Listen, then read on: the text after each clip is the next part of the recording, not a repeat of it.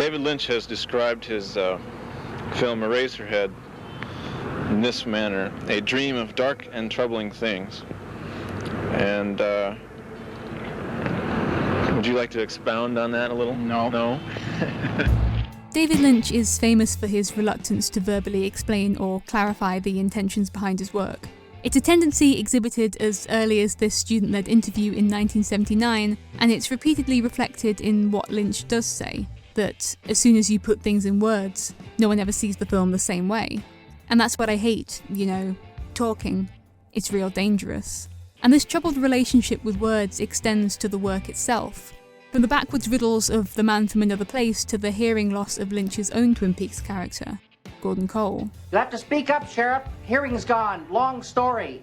In his book, The Man from Another Place, film writer Dennis Lim writes of Gordon's character that so much about Lynch's fraught relationship with language is summed up in that voice, in its unnervingly high volume and halting cadences. This fraught relationship with language repeatedly appears as a need to twist, invert and disrupt it, and seems indicative of an underlying fear, or perhaps more accurately, a mistrust, of the spoken or written word and its power. The art, image or object and written language have historically been thought of as hostile concepts, with artist Robert Morris once writing in his dream journal that the wall label disturbed my sleep. It grew to threatening proportions, entwined itself around me, babbled in my ear, wrapped itself over my eyes. It was a tangled, suffocating shroud of seething words in my dream. And this nightmarish description of the wall text, the written explanation that would accompany his work, finds a visual companion in one of Lynch's earliest short films, The Alphabet, where a child is tormented by the incessant chanting of the alphabet that invades their dreams. But more than a suffocating shroud, the letters here emerge violently, secreted onto the screen through ruptured openings. The letters creep and spread like an infection before entering the head of a human figure, causing it to bleed and disintegrate. But rather than the letters themselves necessarily invoking this anguish, it's their ceremonial delivery that transforms them into something menacing. The threatening chants like an anthem of conformity, a structural order mirrored in the scales and arpeggios of the vocals that follow, as well as in the very arrangement of the alphabet, repeatedly presented in its familiar linear form. It's these formal structures that shape the anxiety behind the film, suggesting that there's something dangerous and violent in the act of learning, in the formation of language, in binding expression with words. According to Lynch, language changes things as soon as you know what something is. If you don't know what it is, a sore can be very beautiful, but as soon as you name it, it stops being beautiful to most people.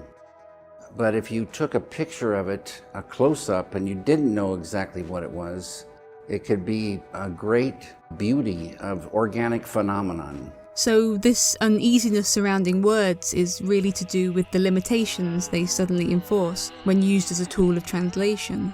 To translate an image, a feeling or thought, into a language that doesn't quite allow for the same nuance or abstraction.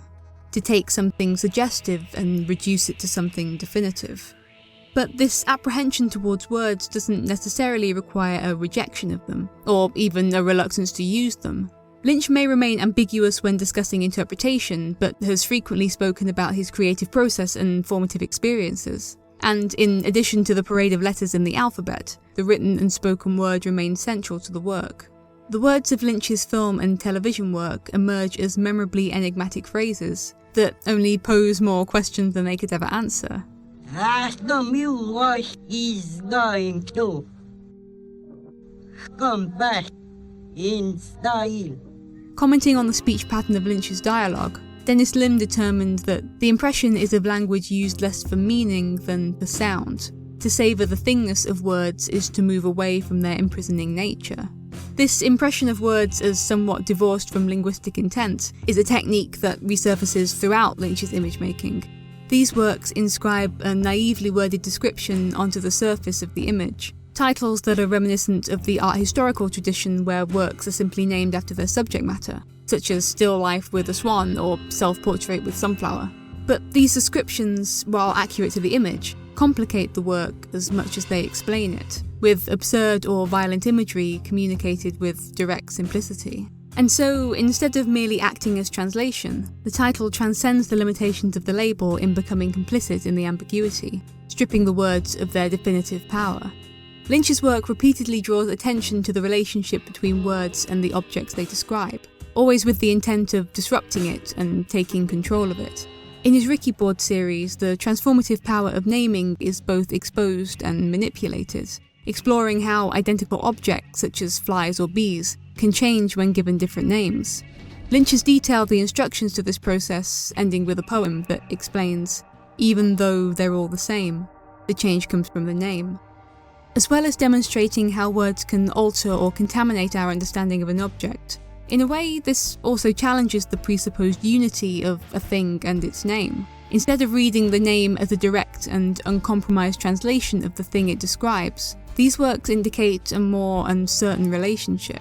In his catalogue essay for the exhibition, David Lynch, Naming, curator Brett Lipman comments that the act of naming something is never a simple gesture. For Lynch, the drawing of an ant and the written word ant are never co-equal or necessarily co-descriptive. One can't be considered a direct translation of the other. Similarly, this uncertainty between word and object is paralleled in the interruption often found between voice and body in Lynch's moving image work.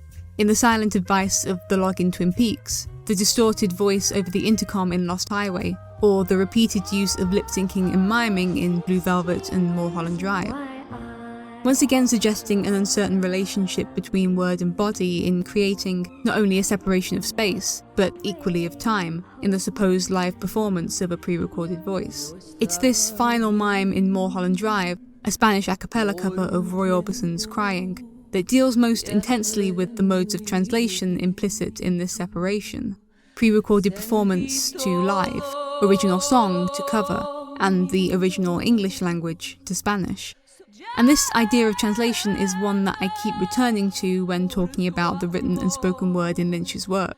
The danger of translating an image to writing, the desire to undermine the written word's definitive power, and to emphasize acts of translation that aren't always so readily apparent. As Pedro Carolino once mistranslated, it is difficult to enjoy well so much several languages. This is the final remark in a hypothetical exchange in his phrasebook, English as She Is Spoke, well known for, as both that line and the title might suggest, the unintentional humour of its mistranslation of Portuguese phrases to English. But it's the mistranslation that inadvertently proves the truth in the line. Conveying the meaning of one language in another is difficult, perhaps, according to Lynch's work, even impossible.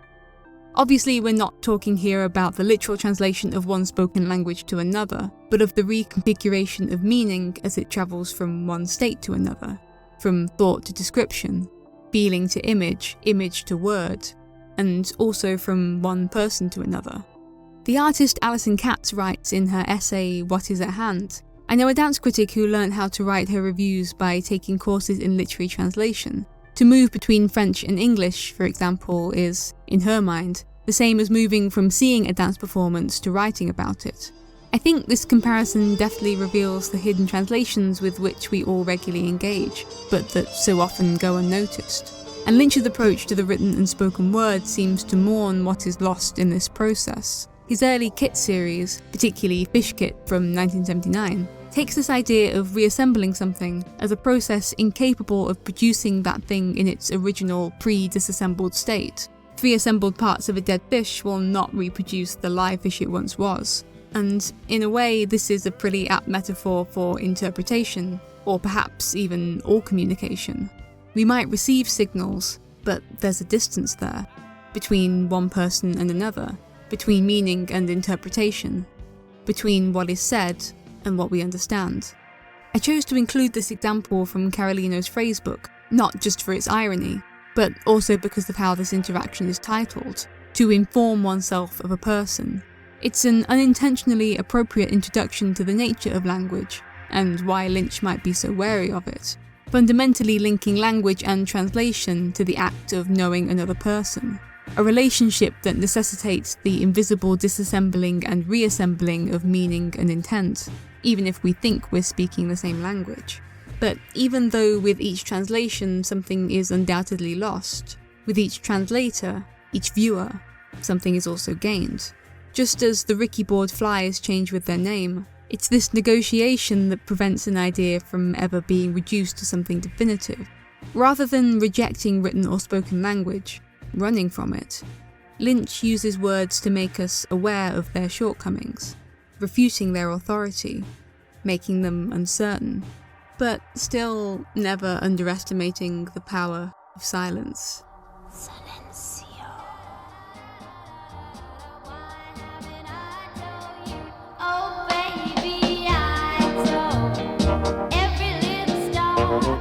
Hey everyone, this was actually supposed to be my 1-year anniversary video, but it's 2 months late. But I'm still counting this as an anniversary video because my first video was on David Lynch, so it seems fitting. I don't know if I'll make any more videos on David Lynch, as I think the world is probably at capacity on David Lynch videos. But thank you for choosing to watch this one, and I hope I'll see you next time.